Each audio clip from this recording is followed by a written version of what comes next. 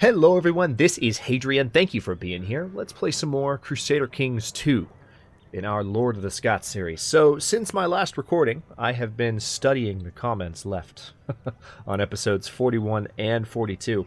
And actually, with this particular recording session, I am only recording one episode because my week is really busy. As you guys know, I normally like to record for the week when I can, but things have just been a little bit nuts. We've had some visiting going on, some family visits, and Labor Day weekend, and all these things, and anyway, I only have time to record one, which is good from a feedback perspective, because when I post this tomorrow, when I record again tomorrow night, assuming I'm able to, which, I mean, it shouldn't be an issue, it's just 25 minutes of my time, but when I record again tomorrow night, I can definitely take additional feedback into account. So anyway, if you're watching this in the backlog, then none of this matters, so I'm going to shut up. But I have been reviewing comments over the past couple of hours, really, not past couple of days. I've been reviewing comments just today, and there are really two courses of action I could take if I want to take control of this biggest blob of land in the British Isles. So the first course of action is to break off my betrothal that I just set up with Macbeth and Christina, who is the granddaughter of the current king. The reason I would break that off is that by arranging this betrothal, I have unwittingly entered myself into a non-aggression pact with Mercia. So I literally can't declare war. It's not possible. So I would have to break off this engagement, and then what I would have to do is I would have to start a murder plot on the current king, which would force a regency into effect. And if you recall from when we were looking at the weak claim tooltip, weak claims can only be pressed against, look at bullet point number 2, regencies. So that's one way to do it. So we could force a regency by making the king go into hiding after we started a murder plot on him. And, just for shiggles, let's have a look and see how successful a murder plot would be against him. Not very. Total possible plot power is 34.7. So, not ideal. So that's one option that we have. Excuse me, got the hiccups like crazy. The other option that we have is a little bit more long-term, and it's a little bit more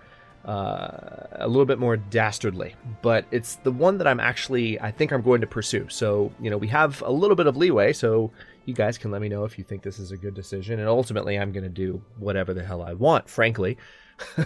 But I do take your advice into account very, very heavily, especially in this series, because that's the entire point, really. So what I'm going to do instead is I have this betrothal set up, and she could potentially... this child could potentially inherit the claims if the succession type is correct, which is a bit of a gamble. Now, this is one area where you guys might be able to help me in between episodes. I don't know how to just look at this. Well, actually, hang on. Is there anything I can see here that would tell me about the Petty Kingdom of Mercia's laws? No. None whatsoever. So yeah, I have no way of knowing for sure that the succession type is currently at agnatic, and which would allow the daughter to inherit if she was the only child. But we're going to assume that it is. And then what we have to do is we have to go on a killing spree. Specifically a child killing spree. We have to kill this 4-year-old boy, this infant, and this infant. And we have to keep ensuring that any other infants are killed. Because these are the children of the heir. So we just need to make sure that no other heir is born aside from these 3. So we're gonna start with the oldest. We're gonna plot to kill him, and we are gonna have to. Let's see, where is he? Yeah, we're gonna plot to kill him. And where is he exactly? Are you gonna tell me? I guess you're in the Petty Kingdom of Mercia, or you are at court in Warwick. Okay, so he's here. So we need to send the spy master, who is awesome. Build a spy network in Warwick and increase plot power there. Oh, I forgot it's the queen. So it's actually a female model. Oh, that's really cool. How have I never seen that before? Either that's a new thing, or I've just never paid attention when I put the queen there. Yeah, so we sent the queen. That could be somewhat dangerous. So hang on, let's see if we potentially... No, we really don't have a better spy master than the queen. So, she's really, really good at her job. Let's just trust her to do her thing and see how this turns out. So let's unpause things. A son was born to King Talor the Hunter and Queen Cecilia of Scotland, named Gillespie. Oh, there's a twin. So there's another one. There's a daughter. Oh, that's wonderful. So, Barabal and Gillespie. That's a pair of names if I've ever heard one.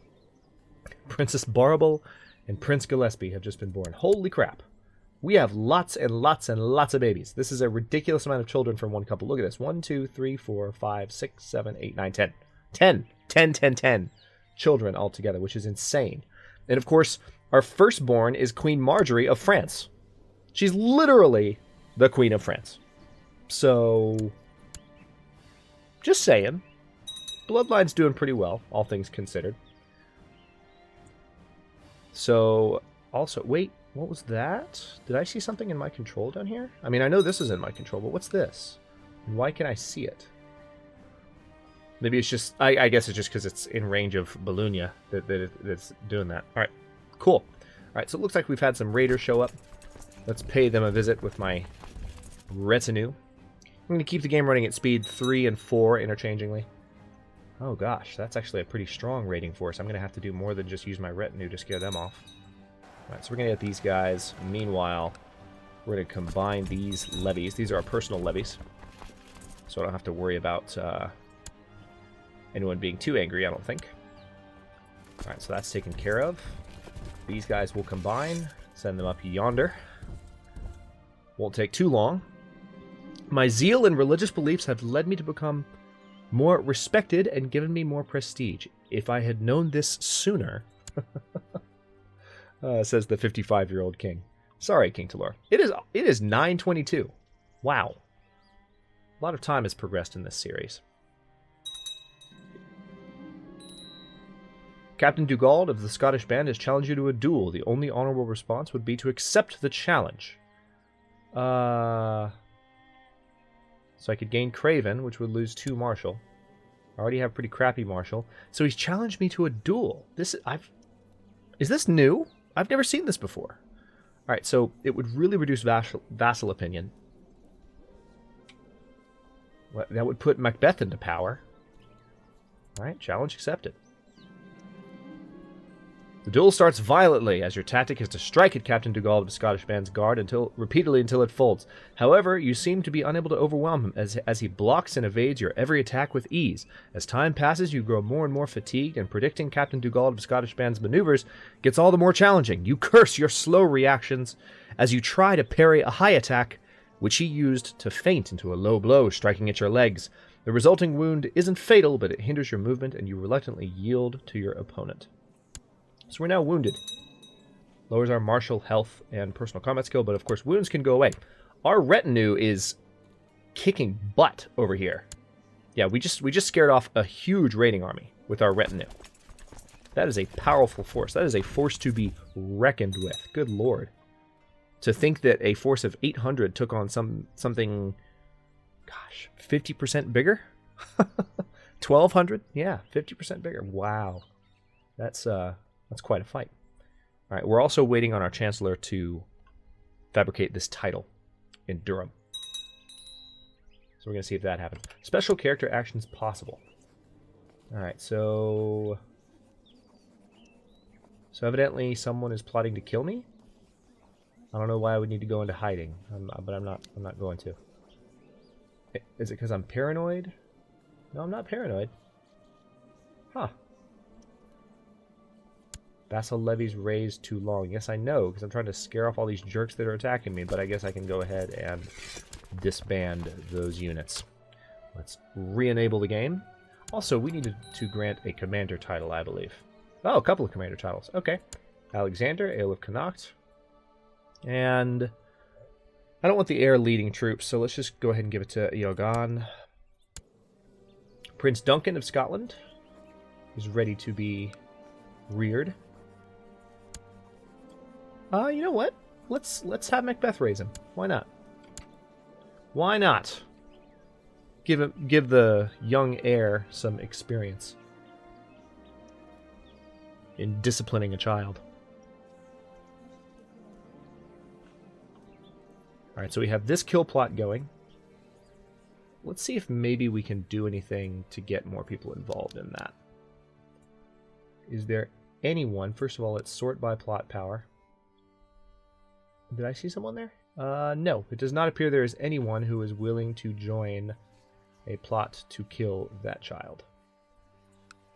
So this is going to be challenging. Plot power is currently at 52 because of that bonus that she's giving me, and that bonus isn't going to last forever. Cecilia might be killed operating in that area, or she might just die. Cecilia is actually no. Cecilia is. I thought she was my age. I confirmed this in an earlier episode. I just forgot. So she's 35.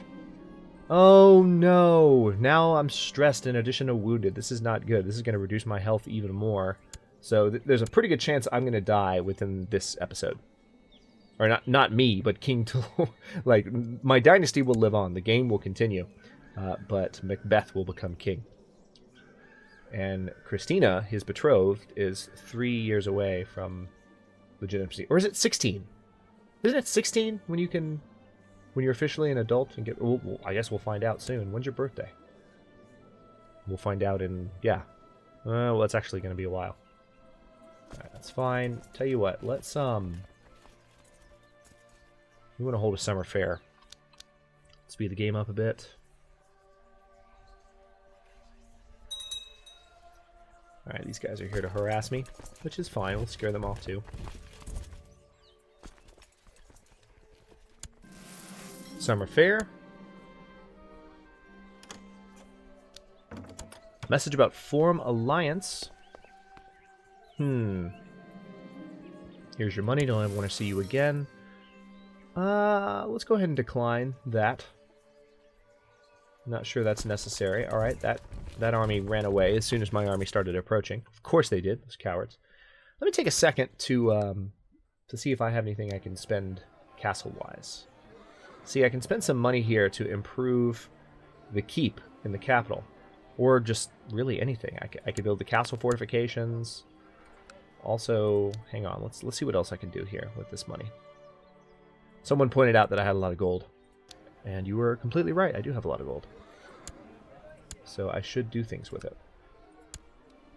No, that's not what I wanted. Yes, there we go. So we're just going to do castle fortifications, which increase the fort level. That will spend a good amount of our money. We're still making 7.32? Yep, each turn. The Dancing Bear and his trainer traveled from fair to fair, and this year they came to the summer fair in Gowrie. Excellent. So we have a Dancing Bear. That ought to cheer up the stressed, wounded king.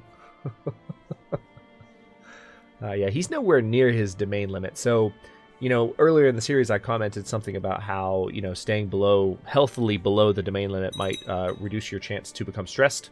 And someone was like, it doesn't affect it. Looks like your point has just been proven. I still became stressed despite the fact that I'm nowhere near my domain limit. Oh, I'm sorry, my vassal limit is what I was talking about. And I'm also one below my domain limit. So the summer fair is over. Looks like I have the option to go into hiding again. I'm going to avoid that.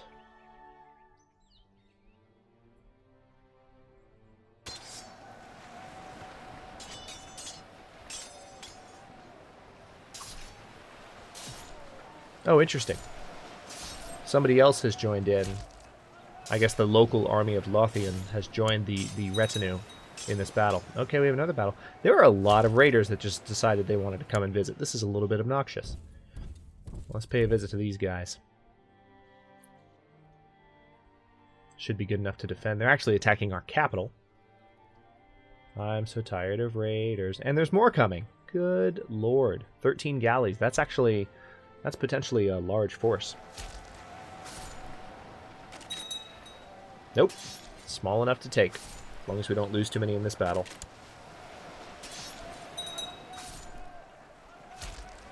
Trying to see if there's anywhere else we're being raided. They are literally coming from everywhere. This is crazy. Alright, so let's march these guys across. Let's see if we can take out these guys attacking Ross. Again, the good news with killing all of these raiding forces is that each one that I defeat gets scared away for a certain amount of time. Okay, so the King of Mercia wants a proper alliance to be formed. Haha, decline. So it's going to take a little while for my current method of conquering the largest swath of British territory. Will you stop? To come to fruition. It is going to take a while. So that's why I'm going to keep the game relatively spread up. We'll play on speed 4. Let's see. New important decisions are available. Hold a grand tournament. Oh, you know what else I could do? I could hold a feast. And all my vassals will be there. Entertainment for the feast. Oh, good. My dog cheered me up and I'm not stressed anymore. That's so cute. No feast is complete without boar meat. Who will get the prestigious task of hunting and slaying the boars needed for the feast? Send out Marshal Ruitrick. Earl Ruitrick, rather. Or Ruiturk. I don't know. Or force the peasants to hunt. Let's send out the Marshal. Spend lavishly on food. I hereby invite you to. I don't like you either. I don't like you either. I don't like you either. I don't like you either. Wow, lots of people saying no again. Not as many as last time, though. And we have lots of kids, so doesn't matter if you don't like me because my dynasty's going to keep going regardless, you jerks. Bishop Roy spoke up and told everyone how great the food of my feast was. I was really glad someone was kind enough to say something nice about the food, given how hard I had worked to ensure that food was the best part of the feast. That was well spoken. Thank you. Okay. The more wine Bishop Matthew drank, the more and louder he talked and laughed until he let out a loud snoring and fell face first into his plate. The servants discreetly removed Bishop Matthew from the table and took him to a bedchamber. Aren't you supposed to be a man of the cloth? Are you not supposed to be a man of the cloth? Instead, you're a drunkard. And you're stubborn, so you're a stubborn drunkard. Wow. Well, so much for that. Oh, there we go. It does appear that that tooltip has been fixed. It now says, it just reads normally. So 10 prestige. All right, so we get increased opinion for 2 years. Holding a large feast will be removed because we're no longer holding a feast, obviously. We're done with that. I don't want to go into hiding. I'm going to leave these retinue here. Oh, hello. Whoa. What is even happening? Like, there's so many forces just everywhere. The old wound is finally healed, leaving a pretty grotesque scar behind. That's fine. So actually, our health just got better. Christina is now of age. Oh, she's quite pretty. Proposed that Macbeth and Christina get married as the relative of a king. Macbeth would gain 15 prestige from marrying into House Iceling and 0 from marrying the relative of a king. So let's go ahead and let this marriage happen. We want our warrior grandson Macbeth to have a lovely bride, do we not? So let's go ahead and ensure that. All right, he's accepting the suggestion. Wonderful. One children lacks a guardian. There's never been a shortage of soldiers. Good lord, there's a lot going on at once. Prince Matad also needs to be raised. Educate child. Should Macbeth raise 2 at once? Sure.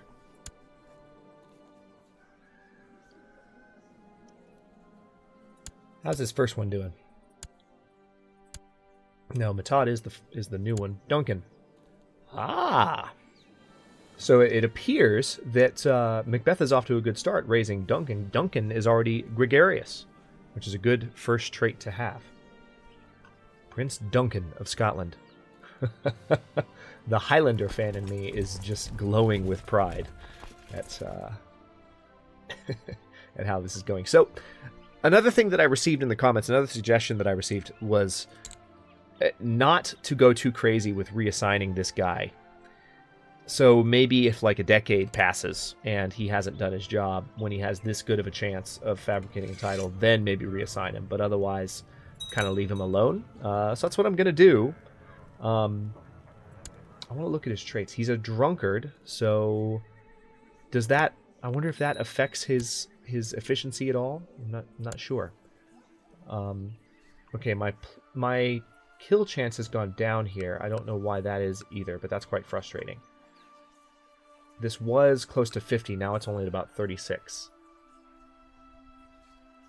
And this is with a spy network in Warwick.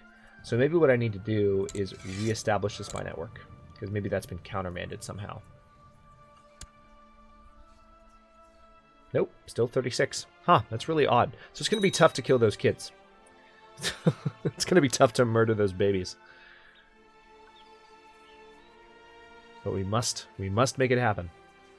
Otherwise, we're going to have to nickel and dime our way across the land, so to speak. I caught my young ward Murray torturing a rat behind the stables today. Talk to him about kindness. Murray is now kind. So Murray is strong, he's brave, he's temperate, and he's kind. Quite a virtuous young lad. This is our grandson Murray. So this is Macbeth's younger brother. He's 7 years younger than Macbeth. So that's pretty good. All right, these guys, you need to keep marching down here. Someone pointed out to me in a comment earlier in the series that I was inefficiently moving troops around. I need to make sure I always shift-click when I'm moving people just to make sure that they don't reset their movement. But I'm noticing so far that that's not happening. And now we're depressed. Another day at court, another endless procession of matters you were required to pass judgment on, as yet another peasant drones on about his sickly pigs and the neighbor he believes poisoned them. You feel a profound emptiness. This isn't the life you had imagined. So we are now depressed. So we went from having 2 health problems to having 0 health problems to having 1 health problem. Wunderbar. I'm not happy about that. So our retinue is making its way all the way down to fight off these raiders.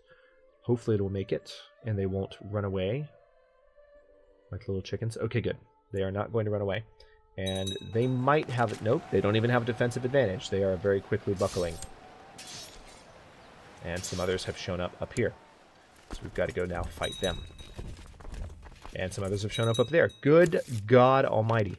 My liege, during my stay in Gowrie, I have found a great philosopher who has agreed to help me with my studies to enhance culture in the country. So we lose a little bit of gold, but we gain 50 cultural technology points, especially since we lost some after we expelled the Jews. We lost some twice, as a matter of fact. We might lose more, because someone told me that can fire as many times as it wants, that event that subtracts 50 cultural points because there are no Jews. I will gladly take that for a little bit of money. So let's go ahead and raise the local levies here. Combine them, and then in a moment, the Pictish populace in Strathern has embraced Scottish culture. That's excellent. Let's look at the cultural map, shall we? Awesome little blend of Scottish culture here, and everything else is slowly converting. Okay, good. We lost depressed. Because, once again, our dog came to our aid. Having that puppy is handy, let me tell you. Alright, so we're fighting off raiders on multiple fronts. It's a little bit obnoxious. And by a little bit, I mean a lot. A son was born to me. Hey! You guys got busy fast. And he's strong! Macbeth's son's name is Duff. We're going to change that. But this is a fantastic start. Our current heir has had a strong son to continue the dynasty's legacy. This is great news. So the firstborn child and possible heir to these kingdoms down here, if we can make that work. But he would be a claimant either way, hopefully, anyway, is in a very, very good position. She's actually depressed, which is unfortunate. Can we do anything about that? Oh, well, I hope she makes it. But, you know... Let's see. Well, we can't... Oh, we can't rename him because he's not our child. So his name is Duff. And he might be King Duff. Okay. Battle of Dunfermline, victory. As a devoted hunter, I have filled my castle with many trophies from the wild beasts I have hunted and killed myself. Still, there is a place above my fireplace waiting for a special trophy, the head of a white hart. The best hunter must help me fill the empty place. Please, I need the best hunter alive to help me. Who is this guy? Why does he hate me? What does that number mean by revoked my title? I don't know what that number means.